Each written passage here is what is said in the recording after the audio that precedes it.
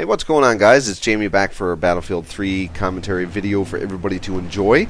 This is a conquest match on Damavon Peak on the PS3 post-patch for you to enjoy.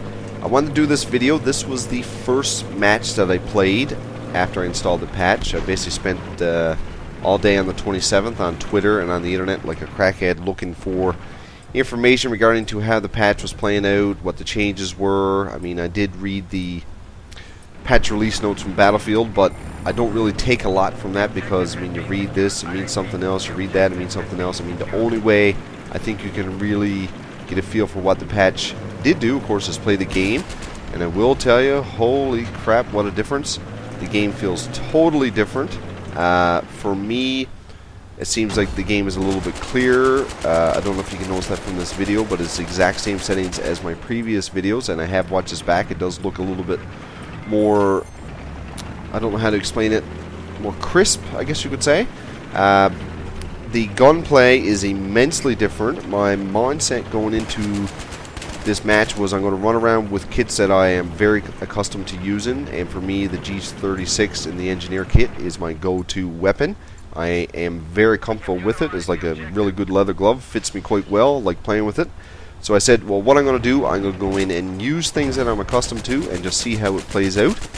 And to my surprise, that kit is no longer any good for anything. I could not stay on target whatsoever. So on that kit, I do have a suppressor, excuse me, and a foregrip. And I spent some time later reading into what really makes the changes on the weapon, and that is one huge thing.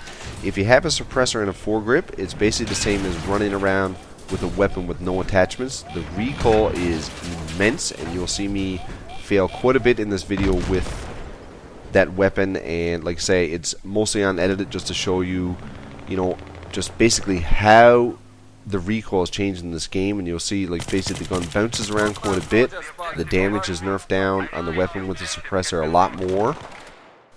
So using the suppressor for me is now done. I basically switched out my suppressor later on the night for a flash suppressor, which seemed to work quite well. I mean, right here, I could not stay on target with this guy at all, and it was a total fail on my behalf, but that's it. It's part of learning the feel of the new patch. And for me, a lot of people are asking about the input lag on the PS3, so I turned off the anti-aliasing, and it's almost as if my sensitivity went instantly through the roof. Staying on target, as mentioned, was extremely difficult for me to do, so I was bouncing back and forth with that all night. I'm not going to pass a verdict on that yet, whether or not the input lag is gone. It's still going to be always a little bit of it there, of course, but for me, it just seems like it went really high, really quick. So again, as the night went on, I played around with it, and I'm not going to give a real judgment on that until I get a little bit more time into the game with the patch, just to see how it works out. Another thing as well is your main battle tanks. They do take a lot longer to repair, as you'll notice here. And when you get involved in an engagement, if you're getting locked on by the enemy tank or javelin, you are a one-hit disable and a two-hit destroy was what I was finding last night. And it's almost like your tanks are really, really hard to keep in the game. You have to have a very competent repairman with you at all times, because if not, the tank, you will basically run into an engagement, the vehicle is going to get disabled very quickly, and you have to bail out. And of course, you do run the risk of losing your tank in that situation. So having a competent repairman with you is more important now than it ever was before, I think. When it comes to the game sound, I think they have done an awesome job with the new patch. I find the gunfire sounds more realistic, your tank sounds more realistic. You can hear footsteps, you can hear your enemy reloading their weapons. The cannon on the tank sounds more cannonish, I guess you could say, if that's even a word. But I really, really do like what they've done with the sound and the audio in the game. The guys in my squad last night were saying you can almost sound whore if you want to, because one thing about Battlefield, there's a lot of ambient noise in the game with regards to vehicles and helicopters and rockets flying over your head. So I really do like that. If you play with the headset, it's going to be a big plus, and you can get the settings right in your in-game settings. I think you will find that, I don't like to use the word sound whoring, because I think it's a little bit more difficult to do that, but it has been certainly enhanced in this game for the better, and I think it's going to make the game a little bit more enjoyable, because I used to always find that the sound in the game wasn't quite right, but I think they've done a really, really, really good job with that with this patch, and I think all the platforms will enjoy that aspect of the game. Some other aspects of the patch that I really liked was when you were prone before the patch came out and you had to get up. Let's say somebody chucked a grenade at you and it landed by your feet and you knew it was there and you had to get up. It was really, really difficult to get away from a grenade, you know, in ample time to be safe. But they have fixed that in the game. It seems like going prone to being stood up is a lot quicker, and that animation seems, you know, to take a lot less time. So therefore, if somebody chucks a grenade, you can actually get up and get away from it. And another thing is, it seems like you take a lot more damage. You do have a fighting chance. I know in a couple matches last night, we played on Grand Bazaar, and the LAV was out, and the guy that was driving the LAV knew I was there, but I was able to get away from him, even though he was hitting me hard and he was following me along with his main weapon, but I did get away from him. So it seems like you do take a little bit more damage, which is a good thing. Kind of gives you a fighting chance. I guess you can say the hit detection was improved, because you're kind of warned a little bit more where you're getting shot from, so it gives you that ability to, you know, get away, or at least turn and try to have a decent gunfight with the guy. So I like that improvement. When you spawn into the game, at the beginning of the game, there is no countdown clock anymore. We started the game last night, and I was basically, you know, when you start the game, you try to get your kit set up, what you're going to run as, converse about who got what squad attachments on or whatever. But basically now, as soon as the game starts, it's go. There's no countdown clock, because usually it was like 20 or 30 seconds. So that's a little bit different. Another good improvement, I think. And as well, when you die and when you spawn back in, the actual black screen fade-in seems to be a lot less time. Well, not a lot less, but about a second or so, I believe, is what they said in the battle log notes there. They are actually giving out suppression ribbons to everybody. It seems like bad aim is awarded in this game, because suppression is basically nuts. It feels like you're getting suppressed quite a bit in this game. Maybe it's a part of trying to help out with the aim of the game, because as you know, when you get suppressed, your screen goes white, you cannot see, you can't aim properly. I got more suppression ribbons last night for having bad aim than I had in the 99 hours that I have in this game, so that will give you an indication of basically, you know, you get suppression ribbons for everything. So I mean, if you want to rack up a few points, maps like Grand Bazaar, sit on the other end with your LMG extended mags, and you will rack up suppression ribbons like you've never seen before. Another thing is, your parachute seems to work quite a bit better. A couple times last night I had to use it, just basically jumping off a building, hit the button to deploy quite quickly. So that is a big bonus, because the fall damage, as we know before the patch, was relatively stupid in my opinion. The tac light was nerfed. There was one incident in this video, I don't know if you noticed, on the B flag where the tac light was, it's still relevant, but it's not quite as bad as what it used to be.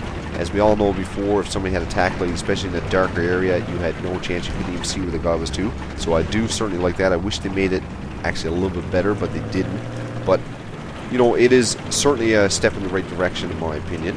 But one of the main things I wanted to see from this patch was something done with the USAS frag rounds, and I will tell you, I played for 2.5 to 3 hours last night, and I never got killed by the USAS, not once.